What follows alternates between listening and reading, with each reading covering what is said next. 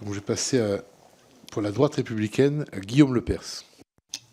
Madame la Présidente, Madame la Vice-Présidente, au nom du groupe de la droite républicaine, je tiens à vous remercier pour votre engagement dans la défense des intérêts de nos agriculteurs et pour votre présence aujourd'hui afin d'échanger avec nous. Dans un contexte où les pressions sur le monde agricole ne cessent de croître, votre action et votre capacité à mobiliser sont plus que jamais essentielles pour faire entendre la voix de nos agriculteurs. Évidemment, je connais bien votre syndicat qui porte des combats légitimes dans ma circonscription du Lot-et-Garonne, notamment autour de la question vitale de l'eau. Je sais aussi que vous portez une voix différente, particulièrement pour défendre les petites exploitations. Ce sont elles qui font la singularité de la ferme France et pourtant, ce sont elles qui souffrent le plus des tensions actuelles. Dans ce contexte, je souhaite rappeler que le groupe de la droite républicaine s'est toujours battu pour une agriculture forte, garante de notre souveraineté alimentaire. Les questions du revenu de nos agriculteurs, du foncier, de réciprocité des normes, de réduction de charges fiscales et de protection face aux importations déloyales sont donc au cœur de nos préoccupations. Nous sommes conscients que sans une véritable libération des contraintes fiscales, environnementales et administratives, nos exploitations, et plus particulièrement les plus petites, ne pourront pas survivre. Par ailleurs, en tant qu'élu du monde rural, malheureusement confronté régulièrement à des suicides d'exploitants agricoles, je rappelle que la MSA a cet été mis en lumière qu'ils sont 77,3% de plus de risques de mortalité par suicide que le reste de la population active. Ces drames emportent avec eux des familles endeuillées qui subissent les conséquences d'une politique agricole qui épuise nos exploitants. Sur ce sujet, pensez-vous que la plateforme AgriÉcoute est-elle efficace? À défaut, avez-vous des pistes d'amélioration à nous présenter? Concernant l'installation des jeunes, des annonces ont été faites, vous l'avez dit en introduction, sur les maisons services agricoles. J'avais la question de savoir si vous étiez satisfait de cette proposition. Vous avez répondu en introduction que non. Après un printemps et une été marqués par une météo catastrophique à tout point de vue, les récoltes de cette année ne sont pas bonnes.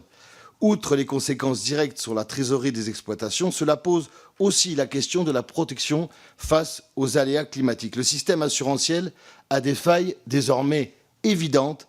Comment pensez-vous qu'il pourrait être adapté ou amélioré? Nos éleveurs sont également frappés par les épizooties récurrentes, avec notamment le drame de la FCO qui décime les troupeaux depuis des mois, mais aussi de la grippe aviaire qui menace chaque année nos volailles. Quel est votre regard sur les retards pris dans la mise en œuvre de cette vaccination? Et je terminerai par une question plus globale. Alors que les trésoreries sont dans le rouge et que le moral de nos exploitants en berne, il apparaît évident que le temps législatif n'est pas celui de l'urgence de vos professions. Quelles seraient donc pour vous les quelques mesures qui pourraient être mises en œuvre rapidement par le nouveau gouvernement afin de répondre à la colère qui semble vouloir s'exprimer de nouveau dès la fin des semis? Merci, chers collègues. Vous avez 40 secondes pour répondre à l'ensemble des questions.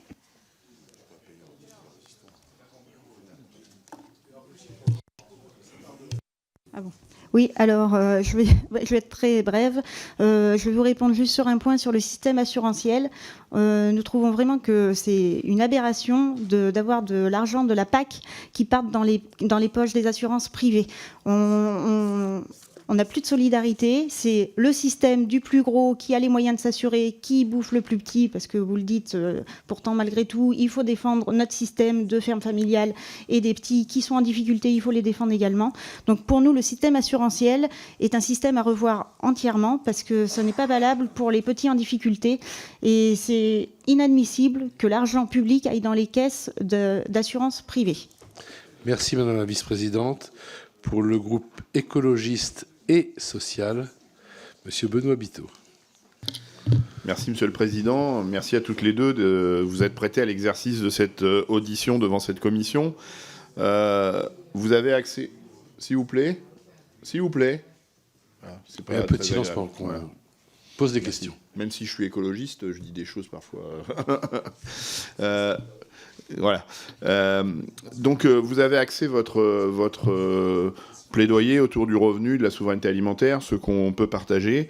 J'attire votre attention quand même sur le fait qu'aujourd'hui, les menaces sur le revenu, les menaces sur la souveraineté alimentaire sont aussi autour du dérèglement climatique et de l'effondrement de la biodiversité, et que donc il faudra attraper ces sujets à bras-le-corps et probablement conduire des politiques publiques pour que les agriculteurs puissent être accompagnés dans ce véritable défi qui consiste à attraper ces sujets et frontalement s'attaquer justement au dérèglement climatique, à cet effondrement de la biodiversité. Et donc je pense que la simple loi du marché, des prix sur les produits ne suffiront pas à tenir des revenus dignes et décents pour les agriculteurs et la souveraineté alimentaire. Et moi je voulais avoir votre avis sur... plutôt que de repousser l'idée de politique publique, d'aide publique aux revenus des agriculteurs, plutôt sur la refonte de manière à ce que ces aides publiques puissent être, à l'inverse, peut-être un filet de sécurité à cette économie libéralisée qui fait que le revenu des agriculteurs, la boussole du revenu des agriculteurs ne pourrait être que, par exemple, la bourse de Chicago qui, on le sait, est à l'origine de fluctuations de cours extrêmement préjudiciables pour la rémunération des agriculteurs. Vous avez évoqué aussi les produits locaux, et moi je suis tout à fait d'accord avec ça, mais si on veut retrouver des produits locaux et donc la souveraineté alimentaire locale, c'est un principe de vase communicant. Il va falloir aussi qu'on s'attaque à des logiques où on a engagé l'agriculture sur des logiques exportatrices. Les mêmes surfaces ne peuvent pas porter des productions qu'on va exporter et des productions qui vont être servies localement dans nos assiettes. Et donc, il va peut-être falloir travailler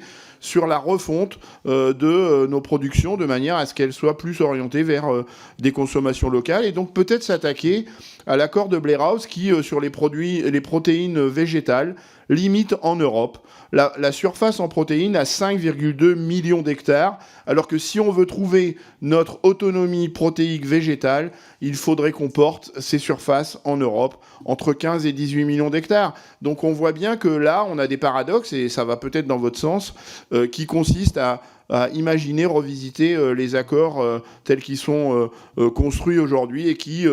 télescope, moi j'ai pas peur de le dire, télescope notre volonté de souveraineté alimentaire. Puis un petit clin d'œil, je suis écologiste mais j'ai mon permis de chasser.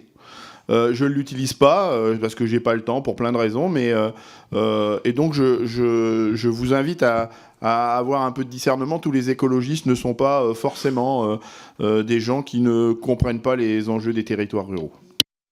Après ce clin d'œil, il vous reste 40 secondes pour répondre, mesdames. Alors, tout a été dit. On avait souligné ce problème dans le règlement européen du PSN qui, justement, limite le développement des surfaces de légumineuses en Europe. C'est catastrophique. Par rapport à l'eau, je voudrais quand même dire que l'eau est indispensable à l'agriculture, que l'eau équivalente aux importations où c'est plus de 3 milliards de mètres cubes, c'est l'équivalent de ce que l'agriculture française prélève. Je voudrais aussi vous rappeler que notre surface agricole utile, c'est 27 millions d'hectares, alors que les surfaces urbanisées, c'est 12 millions d'hectares, et que nos villes ne sont pas aux normes. Donc je pense que vous, en tant que législateur, on devrait retirer les compteurs aux agriculteurs pour les mettre en ville, pour savoir combien de mètres cubes d'eau sont perdus et combien de mètres cubes d'eau vont à la mer. Mais on est prêt à faire un séminaire ensemble sur l'eau. Très bien, pour cette proposition sur l'eau, il y a du travail. On va passer au groupe démocratique.